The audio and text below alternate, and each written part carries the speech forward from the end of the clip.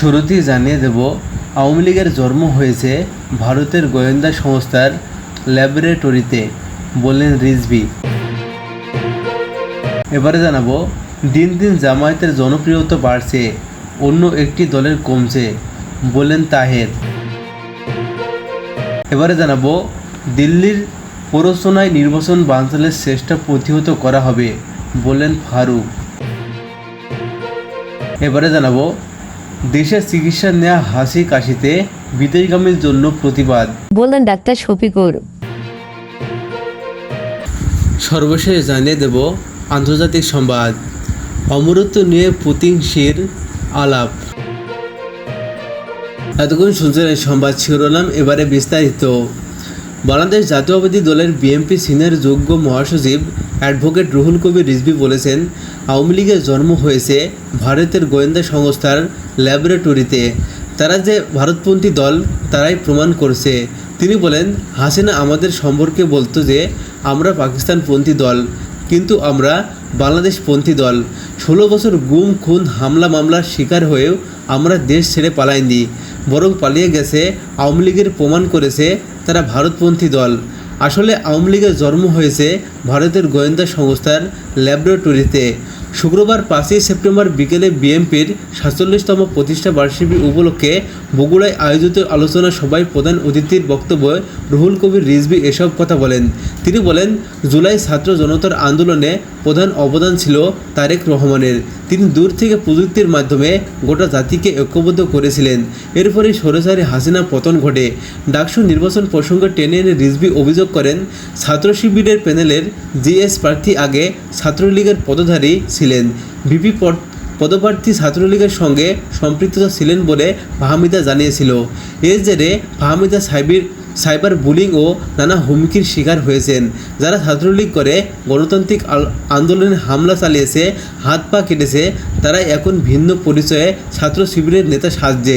তারা কীভাবে সাধারণ ছাত্রদের ভোট পাবে আমি জানি না। এবারে জানাবো, দিন দিন জামায়াতের জনপ্রিয়তা বাড়ছে, পক্ষান্তরে অন্য একটি দলের জনপ্রিয়তা কমছে বলে মন্তব্য করেছেন বাংলাদেশ জামায়াত ইসলামীর কেন্দ্রীয় নায়েবে আমির সাবেক সংসদ সদস্য ডাক্তার সৈয়দ আবদুল্লাহ মোহাম্মদ তাহের।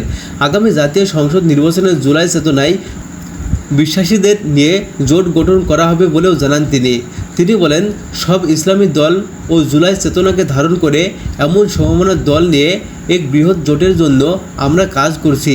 এ বিষয়ে আলেম ওলামা ও ইসলামী রাজনীতিবিদদের ব্যাপক সাড়া পাচ্ছি। নির্বাচনে যত কাছে আসবে আমাদের প্রক্রিয়া তত দৃশ্যমান সংগঠিত হবে। শুক্রবার 5ই সেপ্টেম্বর বিকেলে কুমিল্লা 14 গ্রাম উপজেলা বাসিদা ইউনিয়ন কুলিয়ারা কেন্দ্রীয় নির্বাচনের সমাবেশে তিনি এসব কথা বলেন। জামায়াত নেতা আবুল কালাম মজুমদারের সভাপতিত্বে আয়োজিত সমাবেশে বিশেষ অতিথি ছিলেন জামায়াতের কুমিল্লা দক্ষিণ জেলা আমির অ্যাডভোকেট মো শাহজাহান, 14 গ্রাম উপজেলা আমির মাহফুজুর রহমান, বাসিদা ইউনিয়ন নির্বাচন অঞ্চল পরিচালক মুজিবুর রহমান ভূঁইয়া। ডাক্তার তাহের বলেন, দিন দিন জামায়াতের জনপ্রিয়তা বাড়ছে, পক্ষান্তরে অন্য একটি দলের জনপ্রিয়তা কমছে। ওই দলটির গত কয়েকদিন আগে হানিফ পরিবহনের কাউন্টারে ভাঙচুর ও লুটপাট করেছে। দেশের জনগণ কোনো চাঁদাবাজ ফ্যাসিবাদ দিয়ে আর চায় না। তিনি আরও বলেন, বাংলাদেশের মানুষ একটি অবাধ, সুষ্ঠু, নিরপেক্ষ, উৎসবমুখর নির্বাচন চায়, যেখানে মানুষ নির্বিঘ্নে তাদের ভোটাধিকার প্রয়োগ করতে পারবে। যেন তেন উপায়ে কারুর চাপিয়ে দেওয়ার নির্বাচন জনগণ মেনে নেবে না। এই নির্বাচন হবে ভারতীয় আধিপত্যবাদ, দুর্নীতিবাজ, চাঁদাবাজদের বিরুদ্ধে দেশপ্রেমিক ও ইসলামপ্রিয় জনগণের বিজয় নির্বাচন। এই নির্বাচন হবে সন্ত্রাস ও দখলদার মুক্ত, অবাধ, সুষ্ঠু ও নিরপেক্ষতা। প্রত্যক্ষ ভোটারদের কাছে দাঁড়িপাল্লার প্রতীকী আহ্বান পৌঁছে দিয়ে বিজয় নিশ্চিত করতে হবে বলে মন্তব্য করেন তিনি। এবারে জানাবো, আবারও দিল্লির প্রচারণায় আওয়ামী লীগের সাথে আতাত করে যদি কেউ নির্বাচনে বানচালের চেষ্টা করে তাহলে জনগণ তাদের প্রতিহত করবে বলে হুঁশিয়ারি দিয়েছেন বাংলাদেশ জাতীয়তাবাদী দলের বিএনপি চেয়ারপারসনের উপদেষ্টা জয়নুল আবেদিন ফারুক। শুক্রবার 5ই সেপ্টেম্বর সকালে জাতীয় প্রেস ক্লাবে বিএনপি 47তম প্রতিষ্ঠাবার্ষিকী উপলক্ষে স্বাধীনতা ঘোষণা বহুদলীয় গণতন্ত্র শীর্ষক আলোচনা সভায় যোগ দিয়ে হুঁশিয়ারি দেন তিনি। জয়নুল আবেদিন ফারুক বলেন, এখনও ষড়যন্ত্র শেষ হয়নি। দিল্লির প্রচারণা নানা কায়দায় নির্বাচন বানচালের চেষ্টা চলছে। তিনি আরও বলেন, নির্বাচন বিভ্রান্তি করার জন্য পিআর সহ নানামুখী ষড়যন্ত্র চালাচ্ছে কোনো রাজনৈতিক দল। যারা পিআর পদ্ধতি ছাড়া নির্বাচনে যাবে না, তাদের রাজনৈতিক কৌশল পরিবর্তন করার আহ্বান জানান তিনি। তিনি দলের নেতাকর্মীদের উদ্দেশ্যে বলেন, কেউ যেন কোনো বিভেদ সৃষ্টি না করে দলকে ছোট না করে। সুষ্ঠু নির্বাচন হলে বিএনপি সরকার গঠন করবে বলেও প্রত্যাশা করেন দলটির চেয়ারপারসনের এই উপদেষ্টা। এবারে জানাবো, ভয় শনাক্ত মুক্ত বাংলাদেশ বিনির্মাণ করতে জনগণকে বাংলাদেশ জামায়াত ইসলামীর পাশে থাকার আহ্বান জানিয়েছেন জামায়াত ইসলামী আমির ডাক্তার শফিকুর রহমান। তিনি বলেন, যারা হাসি কাশি হলেই বিদেশে যান তাদের জন্য আমার দেশে চিকিৎসা নেওয়া এটা প্রতিবাদ। শুক্রবার 5ই সেপ্টেম্বর সকালে রাজধানীর মণিপুর স্কুল অ্যান্ড কলেজ প্রায় 1.5 মাস পর ফ্রি মেডিকেল ক্যাম্প অংশ নিয়ে এই কথা বলেন তিনি। জামায়াত আমির বলেন, জামায়াত শুধুমাত্র দেশের নাগরিক এবং জনগণের জন্য রাজনীতি করে। সমাজ পরিবর্তনের দায়িত্ব জামায়াতের ইসলামের হাতে তুলে দিলে আমরা সেই সমাজ পরিবর্তনের চেষ্টা করব। ক্ষমতায় এলে তেলে মাথায় তেল দেব না। জামায়াতের সব পরিষেবার বঞ্চিতরা অগ্রাধিকার পাবেন। এ সময় জামায়াত আমির বলেন, আগামীতে তার দলের যারা নির্বাচন হবেন তারা সরকারি প্লট ও বিনা ট্যাক্সের গাড়ি নেবে না।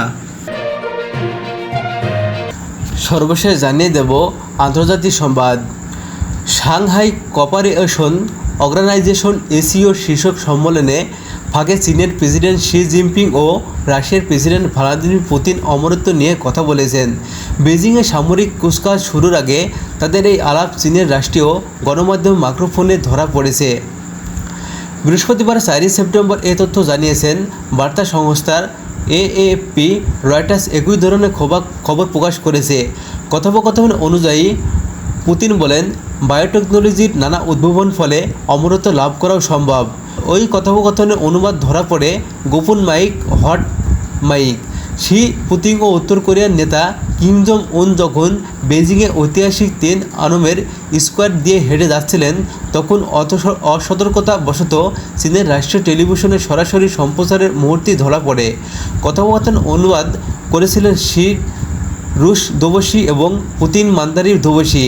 পরে বিবিসি সেটিকে ইংরেজিতে অনুবাদ করে।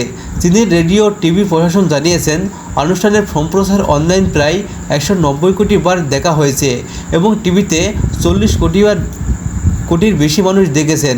সিসিটিভির সম্প্রচারণ দেখা যায় পুতিনের অনুবাদ শিখে উদ্দেশ্য করে বলেন, জীব প্রযুক্তির ক্রমাগত উন্নতি হচ্ছে। মানব অঙ্গ বারবার প্রতিস্থাপন করা সম্ভব। যতদিন বাঁচবেন ততই তরুণ হবেন, এমনকি অমরত্ব অর্জন করা যেতে পারে। এর জবাবে শিখে বলতে শোনা যায়, অনেকে ভবিষ্যদ্বাণী করেছেন এই শতাব্দীতে মানুষ হয়তো 150 বছর পর্যন্ত বাঁচতে পারবে। কথোপকথন সময় কিম জং উনকে হাসতে দেখা গেলেও এটি তার জন্য অনুবাদ করা হচ্ছিল কিনা তা পরিষ্কার নয়। তাছাড়া পুতিনকে স্পষ্টভাবে রুশ ভাষায় কথা বলতে শোনা যায়নি। পরে বেজিংয়ের সাংবাদিকদের প্রশ্নের জবাবে পুতিন নিশ্চিত করেন যে তারা বিষয়টি নিয়ে আলোচনা করেছিলেন।